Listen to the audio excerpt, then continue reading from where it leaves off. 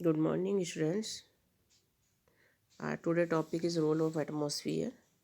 Air is a bad conductor of heat. It keeps the average temperature of the earth constant during the day and even during the course of the whole year.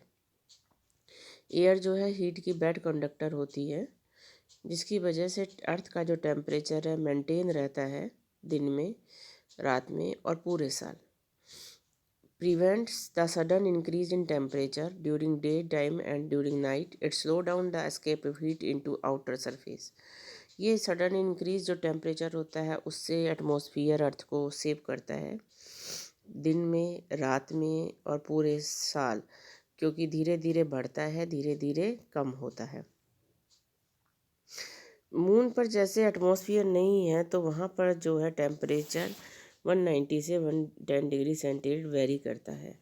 Movement of air क्या है? Movement of air को हम wind कहते हैं. During the day direction जो wind का होता है वो सी से लैंड होता है, क्योंकि देखो लैंड जो है, सैंड जो है लैंड पर वो जल्दी गर्म होती है, जल्दी ठंडी होती है. तो जब लैंड जल्दी गर्म होगी तो जो जल्दी गर्म होने से ऊपर उठने लगेगी. जब वो ऊपर उठने लगेगी तो जो विंड है, विंड का डायरेक्शन है सी टू लैंड होगा. और इसी तरीके से नाइट में जो डायरेक्शन है विंड का वो लैंड टू सी होगा, क्योंकि वाटर मिट्टी जितनी जल्दी गर्म होती है उतनी ही जल्दी ठंडी होती है, जिससे कि नाइट में जो है टेम्परेचर जो विंड का डायरेक्शन है लैंड टू सी होता है, क्योंकि नाइट में लैंड और सी दोनों कूल होने लगेंगे, पर वाटर जितनी देर से गर्म होता है उतनी देर से ही ठंडा होता है. The movement of air one region से जो दूसरी तरफ रीजन इधर जाती है उसे हम विंड कहते हैं. नेक्स्ट टॉपिक रेन है. रेन जो है formed by evaporation and condensation of water. Water cycle के थ्रू वाटर जो है पहले इवेपोरेट होता है. प्लांट्स जो हैं ट्रांसपीरेशन करते हैं, धूप होती है, सन की लाइट पड़ती है, तो जितने भी इन अर्थ पर नहर, नदी, सारा वाटर, सी है, ओशियन है, वाटर जो है इवेपोरेट होता है. फिर ऊपर जाके जब ठंडा होगा वाटर तब वो बादल बनते हैं, और जब बादल हैवी हो जाते हैं क्लाउड्स तब रेन होती है. तो रेन है एक इम्पॉर्टेंट है क्योंकि हमारे लिए, क्योंकि सारी एग्रीकल्चर और अर्थ पे जो वाटर लेवल है वो सब जो डिपेंड होती है रेन पे. तो हमें क्या करना चाहिए? So we should conserve rain by contrasting dam and pool बना के हमें उन्हें सेव करना चाहिए. नेक्स्ट टॉपिक है हमारा एसिड रेन क्या है. जब फॉसिल फ्यूल बर्न होते हैं तो गैसेस निकलती हैं, सल्फ़र डाइऑक्साइड और नाइट्रोजन डाइऑक्साइड. ये हमने यहाँ पर आपको चार्ट के थ्रू समझाया है कि फैक्ट्रीज से, व्हीकल से, सबसे इनसे जो गैसेस निकलती हैं ये जाकर वाटर में, क्लाउड से जब बादल होगी तो ये एनवायरनमेंट में जो पोल्यूशन है उससे मिक्स होकर एसिड बना लेती है, nitric acid and sulphuric acid. और ये फिर जब फर्स्ट रेन होती है तो अर्थ पर आती है एसिड रेन की फॉर्म में. Next topic green house effect. What is green house effect क्या है? अर्थ पर कार्बन डाइऑक्साइड की क्वांटिटी जब बढ़ जाती है तो जिससे अर्थ का टेम्परेचर इंक्रीज़ हो जाता है, जिसे कि हम ग्रीन हाउस वार्म कहते हैं. Effect of green house gases यानी कि कार्बन डाइऑक्साइड क्या क्या इफ़ेक्ट है?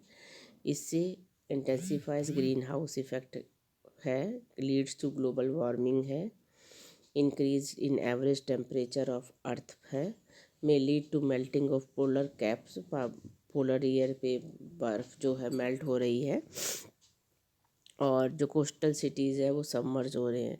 जो इन्वायरमेंट में चेंज आता है और हमारी जो एक्टिविटी है सारे, वो बहुत कुछ रिस्पॉन्सिबल है ह्यूमन एक्टिविटी इन्वायरमेंट में चेंजेस के लिए. अब इन्वायरमेंटल जो प्रॉब्लम होती हैं ज़्यादातर सब ह्यूमन बीइंग के कारण है. जैसे डिप्लीशन ऑफ ओजोन लेयर है. ओजोन लेयर जो है वो स्ट्रेटोस्फियर में प्रेजेंट होती है, जो कि एटमॉस्फेयर का पार्ट है, जो कि एटमॉस्फेयर, क्योंकि 16 किलोमीटर से 60 किलोमीटर तक अब सी लेवल एटमॉस्फेयर प्रेजेंट है, उसका एक पार्ट है ये ओजोन लेयर. ओजोन जो है एक एलोट्रोप है ऑक्सीजन का। ये मॉलिक्यूल जो है मिलकर बनाते हैं, ऑक्सीजन के 3 एटम मिलकर ओजोन का एक मॉलिक्यूल बनाता है, जिसमें O3 से हम रिप्रेजेंट करते हैं, यानी कि इसका फार्मूला O3 है। ओजोन लेयर जो है अब्जॉर्ब करती है अल्ट्रावायलेट रेस को, जो कि सन से आती हैं, और प्रोटेक्ट करती है हमें, लिविंग ऑर्गेनिज्म जितने भी अर्थ पर हैं उन सबको प्रोटेक्ट करती है। बट अगर अल्ट्रावायलेट रेज, अगर ओजोन की लेयर थिन होती जाएगी तो अल्ट्रावायलेट रेज अर्थ पर आएंगी, जिसकी वजह से स्किन कैंसर है, कैटरेक्ट है आइज़ में, और हमारा इम्यून सिस्टम वीक होता चला जाता है। तो डिक्लाइन जो ओजोन लेयर हो रही है वो थिकनेस इन अंटार्कटिका के ऊपर सबसे पहले ऑब्जर्व किया था 1985 में, और जिसे कि बाद में ओजोन होल के नाम से बताया गया। तो रीज़न क्या है ओजोन डिप्लीशन का? एक्सेसिव जब हमारे यूज़ करते हैं ह्यूमन बींग, जिससे कि क्लोरोफ्लोरोकार्बन गैस निकलती है, जैसे रेफ्रिजरेटर से है, जेट प्लेन से है, स्प्रे से है, फायर एक्सटिंग्विशर से है, और न्यूक्लियर एक्सप्लोजन से है, जिससे जो क्लोरोफ्लोरोकार्बन गैस निकलती है, जो कि क्लोरोफ्लोरोकार्बन ओजोन का डिप्लीशन का मेन रीज़न है। इसको हम कम करके अपने इन्वायरमेंट को प्रोटेक्ट कर सकते हैं। स्मोक एक टाइप ही है और एयर पोल्यूशन का, यानी स्मोक धुआं प्लस फॉग मिलके स्मॉग बनाते हैं।